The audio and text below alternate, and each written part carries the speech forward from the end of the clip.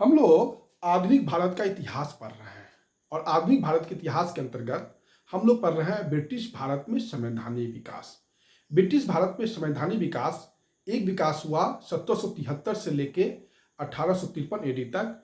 उसको कहते हैं ब्रिटिश कंपनी के अंतर्गत संवैधानिक विकास। और दूसरा जो चरण शुरू हुआ वह हुआ ब्रिटिश क्राउन के अंतर्गत संवैधानिक विकास, जो 1858 से शुरू हुआ और 1935 से लास्ट था। लेकिन भारतीय स्वतंत्रता अधिनियम भी कहीं ना कहीं ब्रिटिश पार्लियामेंट से ही पारित था, इसलिए उसको भी हम शामिल कर लेते हैं। जैसे कि 1773 का जो रेगुलेटिंग एक्ट है, उस रेगुलेटिंग एक्ट में यह प्रावधान है कि कोर्ट ऑफ डायरेक्टर्स, जो ब्रिटिश कंपनी और कोर्ट ऑफ डायरेक्टर्स जो भी काम भारत में करेगी, उसका कागजात जो है उसको ब्रिटिश संसद के सामने प्रस्तुत करना होगा।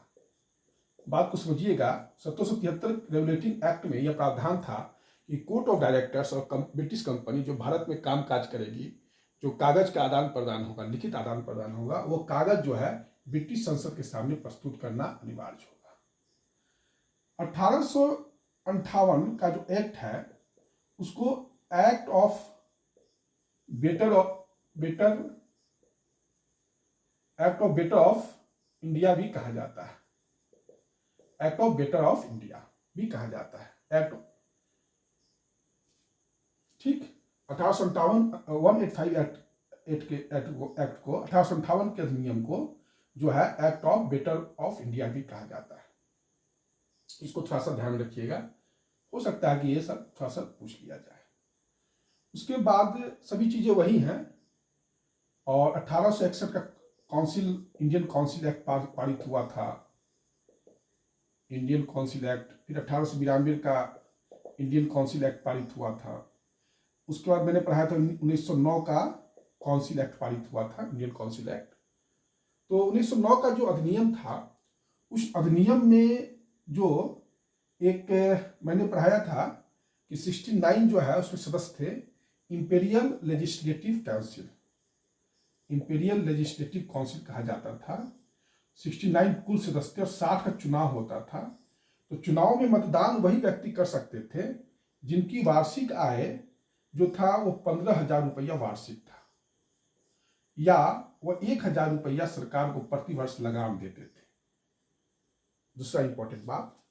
और तीसरा इंपॉर्टेंट बात कि बंगाल में वही लोग वोटिंग कर सकते हैं जो या तो नवाब है, जिसे ब्रिटिश सरकार ने नवाब या राजा का उपाधि दिया है। 1909 के एक्ट के बारे में महात्मा गांधी ने कहा कि यह एक्ट ने हमारा सर्वनाश कर दिया। 1909 के एक्ट के बारे में महात्मा गांधी का स्टेटमेंट है कि इस एक्ट ने हमारा सर्वनाश कर दिया। उस समय के जो भारत वायसराय थे लॉर्ड मिंटो, उन्होंने लॉर्ड मॉर्ले जो भारत सचिव थे उनको एक लेटर लिखा। उस लेटर में लिखा कि हम ड्रैगन के दांत में विष बो रहे हैं, इसका फल बहुत ही खतरनाक होगा। या मिंटो जो वायसराय थे भारत के, उन्होंने भारत सचिव को पत्र में लिखा कि हम ड्रैगन के दांत में विष बो रहे हैं और इसका जहर बहुत ही खतरनाक होगा। एक ब्रिटिश प्रधानमंत्री बने थे रैमजे मैकडोनाल्ड एक ब्रिटिश प्रधानमंत्री बने थे। उन्होंने कहा 1909 के एक्ट के बारे में कि यह प्रजातंत्र और नौकरशाही के बीच एक थोड़ा समय के लिए किया गया समझौता है। यह एक्ट के बारे में कहा। इस एक्ट में जो है उत्तरदायी सरकार की सिर्फ बात की गई थी, लेकिन सरकार वास्तव में उत्तरदायी नहीं था, क्योंकि इंपीरियल लेजिस्लेटिव काउंसिल जो था वह एक तरह से परामर्शदात्री भूमिका में इसका सिर्फ काम जो था गवर्नर वायसराय को परामर्श ही देना था। तो यही है, थोड़ा सा बैक में आपको थोड़ा चीज चाह रहे थे कि क्लियर कर दे। 1892 का जो काउंसिल एक्ट था, अगर कोई सदस्य चाहता है विधान परिषद का कि हम सार्वजनिक विषय पर कोई बहस करें, तो उस विषय को 6 दिन पहले उसको सूचना देना पड़ता था विधान परिषद को कि हम इस विषय पर बहस करना चाहते हैं।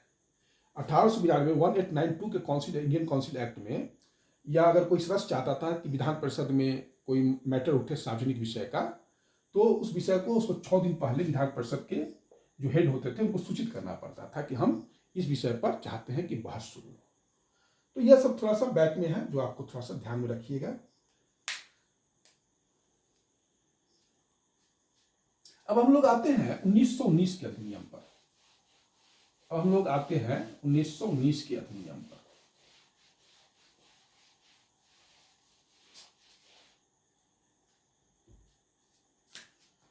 उन्नीस का अधिनियम,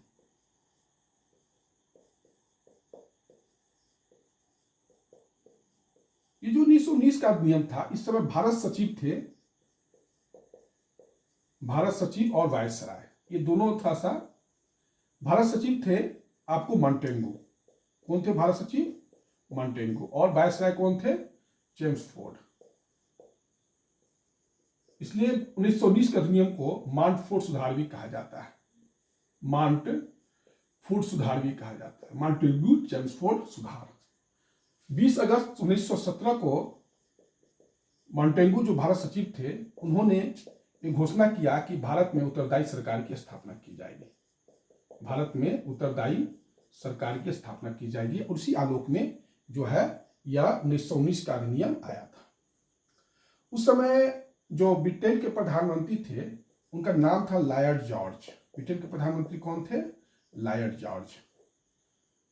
और मॉन्टेगू भारत सचिव थे, भारत मंत्री कह लीजिए, और चेम्सफोर्ड वायसराय थे भारत के। इस एक्ट में कुछ इंपॉर्टेंट चीज है जो अब डिस्कस करना है हम लोगों को।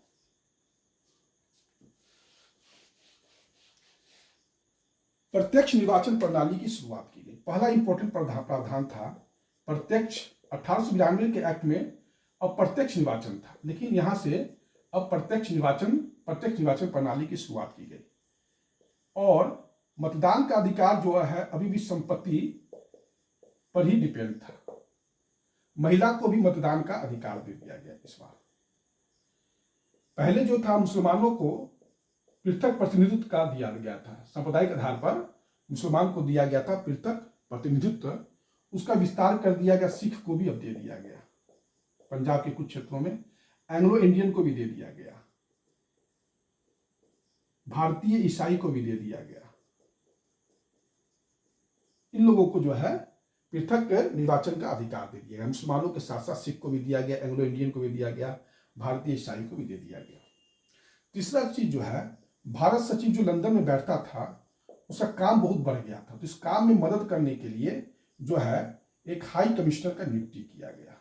1919 के एक्ट में हाई कमिश्नर की नियुक्ति की गई। चौथा है 1919 में एक्ट में एक नरेंद्र मंडल का गठन किया गया। नरेंद्र मंडल का गठन किया गया। नरेंद्र मंडल की स्थापना हुई 1921 में। नरेंद्र मंडल का अर्थ हुआ राजाओं का संघ। नरेंद्र का अर्थ हुआ राजा। उसके बाद पांचवा में है कि 1919 के एक्ट में यह प्रावधान था कि सिविल सेवा जो है, परीक्षा का जो आयोजन होता है वो भारत में भी होगा और लंदन में भी होगा, साथ साथ होगा। पहले लंदन में होता था, अब भारत में भी होने लगा। और पहली बार जो परीक्षा हुई वो 1921 में भारत में हुआ था। लोकसेवा आयोग का गठन 1926 में किया गया था। बाकी जो है जब हम भारत में सिविल सेवा का विकास होगा तो उस समय हम आपको बता देंगे। उसके बाद वायसराय की कार्यकारिणी में जो 1909 के एक्ट में एक भारतीय को दिया गया था, अब 3 भारतीयों को स्थान दिया गया वायसराय की कार्यकारिणी में। तो ये सब हो गया थोड़ा सा सुधार।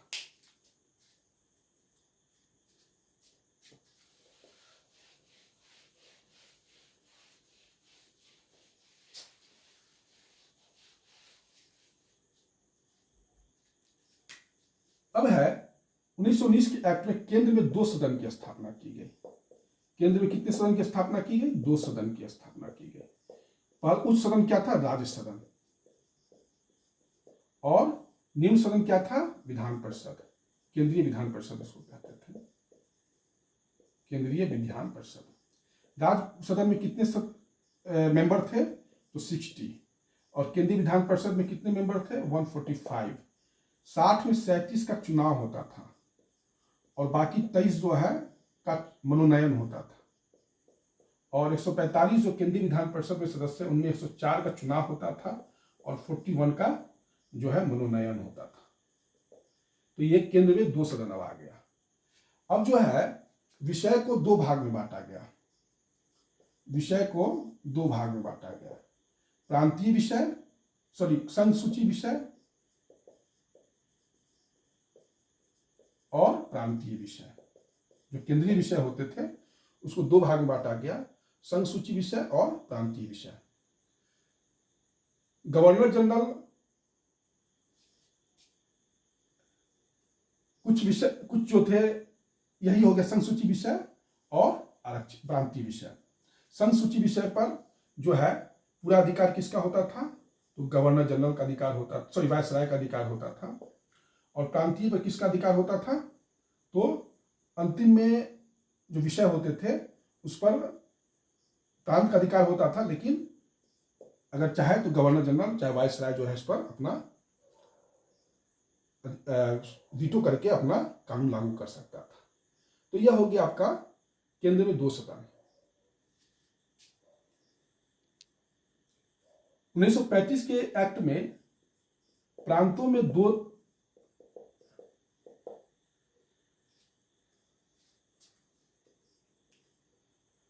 जो है द्वैत शासन लागू किया गया, द्वैत शासन लागू किया गया प्रांत में। और प्रांत में जब द्वैत शासन लागू किया गया तो उसके लिए क्या किया गया कि विषय को 2 भाग में बांट दिया गया, आरक्षित और हस्तांतरित। आरक्षित विषय पर जो है वो प्रांत के गवर्नर का पूरा अधिकार होता था, और हस्तांतरित पर जो था वह वहां की विधायिका का अधिकार होता था, लेकिन गवर्नर वहां का उस पर जो है चाहे तो उसको वीटो कर सकता है, उसका पूरा अधिकार था। प्रांतीय विधान परिषद में मैक्सिमम जो सदस्य होंगे वो 140 होंगे और मिनिमम जो है वो 60 होंगे। प्रांतीय विधान परिषद में जो मेंबर की संख्या होगी वो मैक्सिमम जो है 140 तक जाएगा और मिनिमम जो है 160 तक जाएगा। तो यही जो है आपका 1919 के एक्ट के बारे में कुछ इंपॉर्टेंट चीज है।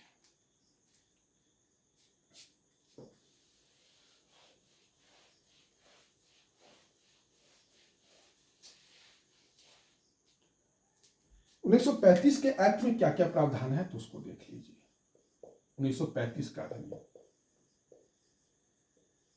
1935 के अधिनियम में एक अखिल भारतीय संघ की स्थापना किया गया, एक अखिल भारतीय संघ की स्थापना किया गया। एक अखिल भारतीय संघ का जो निर्माण होगा वह ब्रिटिश प्रांत और देसी राज्य मिलाकर होगा।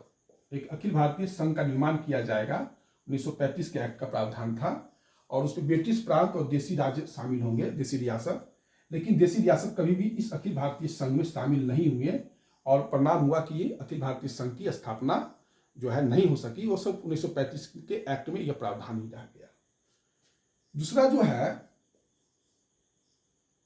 इंडियन काउंसिल को समाप्त कर दिया गया, इंडियन काउंसिल को समाप्त कर दिया गया। जो भारत परिषद था उसको समाप्त कर दिया गया। लंदन में जो 15 सदस्यों वाली जो 1858 के अधिनियम में इंडियन काउंसिल का गठन किया गया था, जो भारत सचिव को परामर्श देती थी, वह समाप्त कर दिया गया।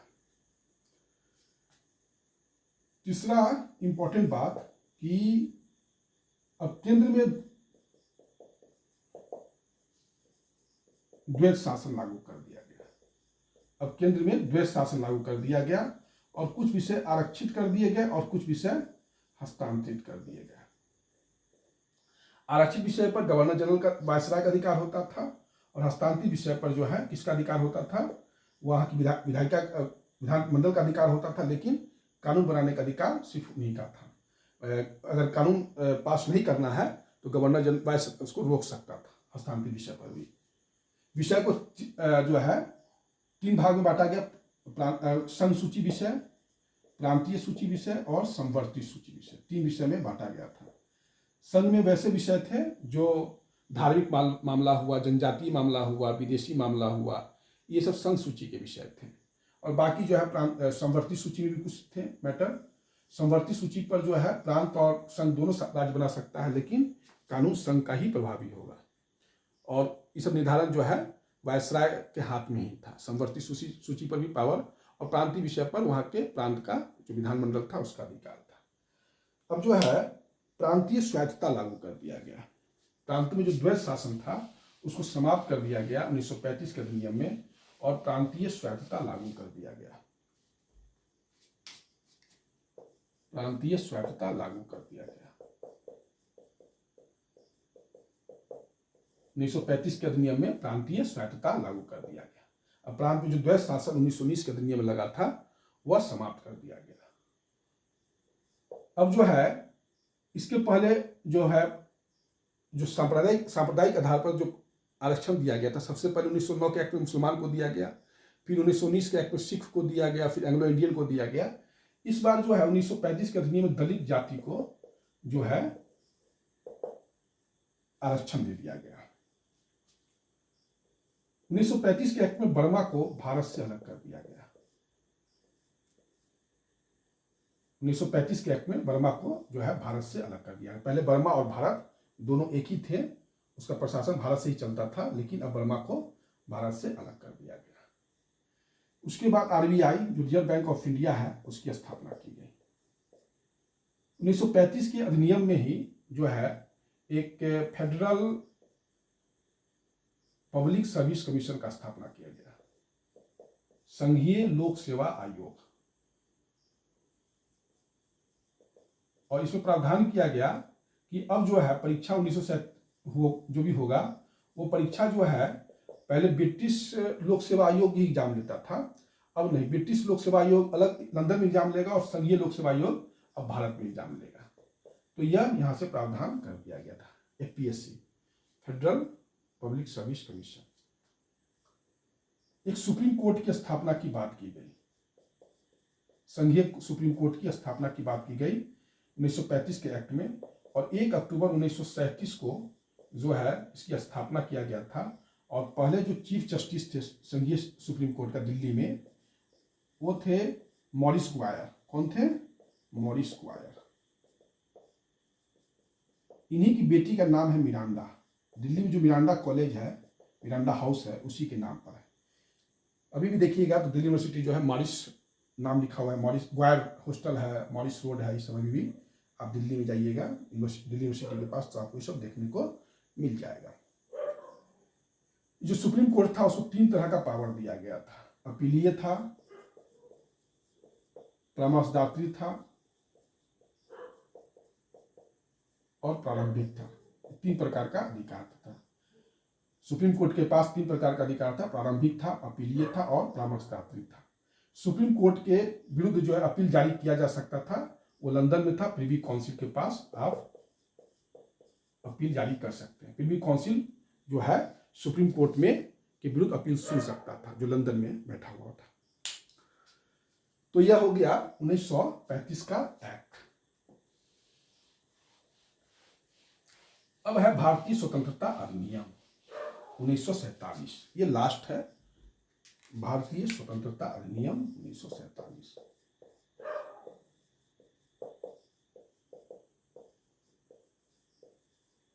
भारतीय स्वतंत्रता अधिनियम में जो है 1947 में पारित हुआ था और ये 3 जून 1947 को माउंट बेटन जो है योजना पर ये भारतीय स्वतंत्रता अधिनियम लाया गया था। इसके बारे में और भी चर्चा करेंगे, लेकिन अभी इतना ही समझिए कि 3 जून 1947 को माउंट बेटन ने एक योजना प्रस्तुत किया था, उसी पर भारतीय स्वतंत्रता अधिनियम 1947 पारित किया गया।